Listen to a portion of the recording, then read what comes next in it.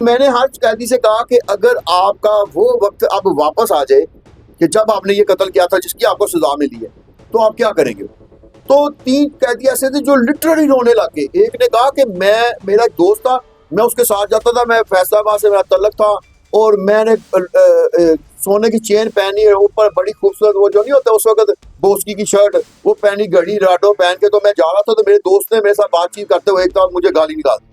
मैंने कहा तुमने मुझे गाली निकाली है? मैं पिस्तौल निकाली, सबके सामने उसको सारी गोलियां मार। पूरे चौक ने देखा, वो इतने गवाह हो गए, पकड़ के मुझे ले गए और मुझे जो इनिशियल अदालत से सजाए मौत हो गई। फिर अगली बड़ी अदालत में वहां मेरी अपील हाई कोर्ट में कैंसिल हो गई। लेकिन इस दौरान कहता क्या हुआ कि मेरी नई नई शादी हुई थी, मेरे का 3 माह का बेटा था। तो जो मेरा दोस्त सबसे बुरा मुझे लगता था ना, उसी मेरी बीवी ने क्या किया कि मेरे से खुला लिया। और मेरा जो दोस्त सबसे बुरा लगता, जिसको मैं कहता था कि मेरे घर ना घुसे, कभी मेरे पास ना आए, क्योंकि उसकी नजर मेरी बीवी को थी, उसी दोस्त से उसकी बीवी ने शादी कर ली। और जो बच्चा था वो दादी के पास चला गया। उसके बाद क्या हुआ कि दादी जो है ना गम से बेटे के फौत हो गई, दादा उसका वालिद यानी वो वालदा फौत हो गई, बहन भाइयों की शादी हो गई, उन्होंने मिलना जुलना उसे छोड़ दिया। और आखिरकार वो जो बच्चे कहता है कि मुझे ये हुआ कि मेरी फांसी को थोड़ा सा रह गया।